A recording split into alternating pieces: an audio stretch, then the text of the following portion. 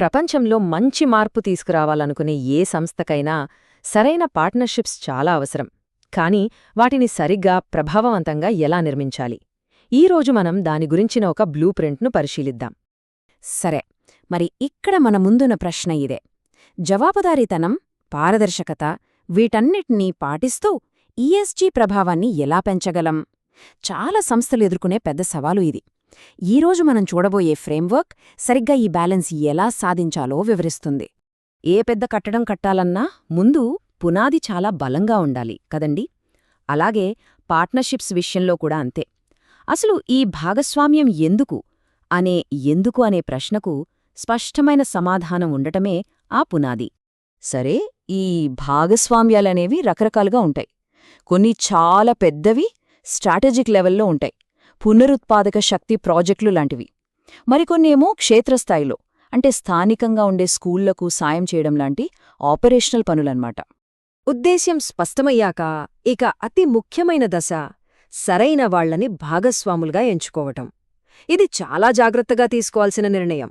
ఎందుకంటే తప్పు పార్ట్నర్ని ఎంచుకుంటే సమయం, డబ్బు వృధా అవడమే కాదు, సంస్థ పేరు కూడా దెబ్బతినే ప్రమాదముంది.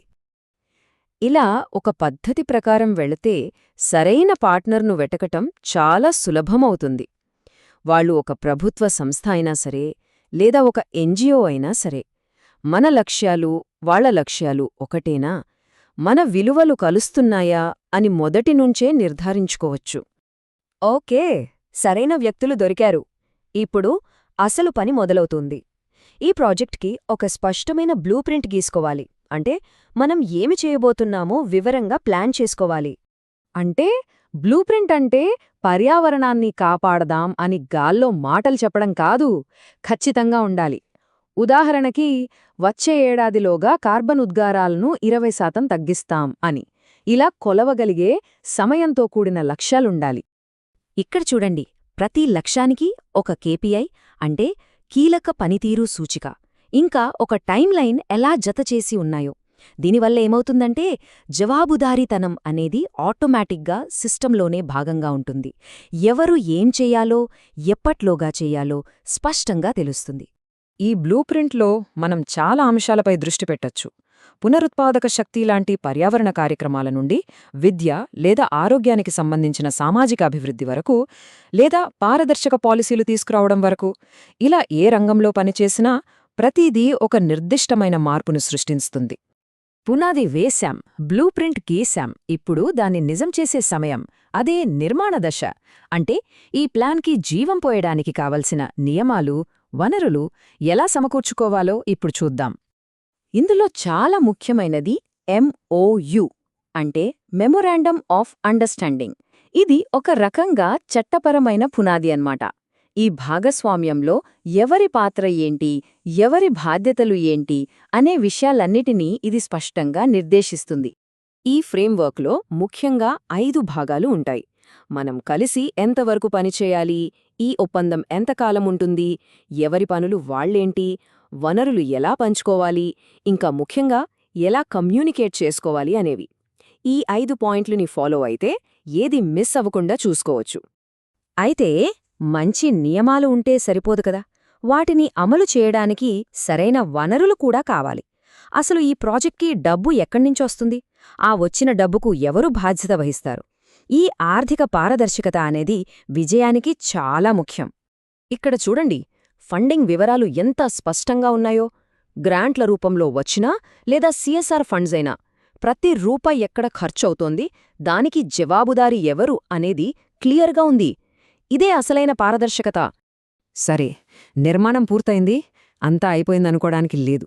ఇప్పుడొస్తుంది అసలు సిసలైన ఘట్టం, అదే తుది తనిఖీ.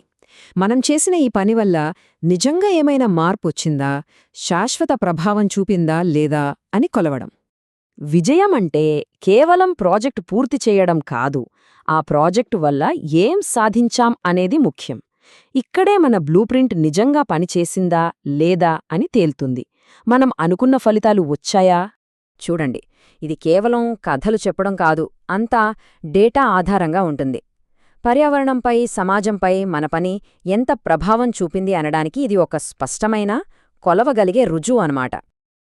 అయితే ఎంత గొప్ప ప్లాన్ వేసినా కొన్నిసార్లు అనుకోనివి జరుగుతాయి. ఇది సహజం. అలాంటప్పుడు ఎదురయ్యే రిస్కులను ముందుగానే గుర్తించి వాటికి కూడా ప్లాన్ చేసుకోవడమనేది బలహీనత కాదు. నిజానికి అది ఒక పరిణతి చెందిన బలమైన భాగస్వామ్యానికి నిదర్శనం. ఉదాహరణకి ఫండింగ్ ఆలస్యమవ్వచ్చు లేదా ప్రభుత్వ పాలసీలు మారొచ్చు. ఇలాంటి రిస్క్ల కోసం ఒక పటిష్టమైన ప్లానుంటే అది ఒక ఇన్సూరెన్స్ పాలసీలా పనిచేస్తుంది. మన ప్రాజెక్ట్ను, మన లక్ష్యాలను కాపాడుతుంది. చూశారు గదా, ఈ ఫ్రేమ్వర్క్ మంచి ఉద్దేశ్యాలను నిజమైన, కొలవగలిగే, సుస్థిరమైన మార్పుగా ఎలా మారుస్తుందో. ఈ బ్లూప్రింట్ను అనుసరించడం ద్వారా సంస్థలు కేవలం ఆశాల దశ నుండి వాస్తవ ప్రపంచంలో మార్పు తెచ్చే స్థాయికి వెళ్లగలవు. సో, చివరిగా మనం గుర్తుంచుకోవాల్సిందేంటంటే, జవాబుదారీతనం అనేది ఒక అడ్డంకి కాదు. నిజానికి అదే మార్పుకు అసలైన బ్లూప్రింట్. ఈ నిర్మాణం, ఈ పారదర్శకత, ఇవే సానుకూల ప్రభావాన్ని సృష్టించడానికి మన చేతిలో ఉన్న అత్యంత శక్తివంతమైన సాధనాలు.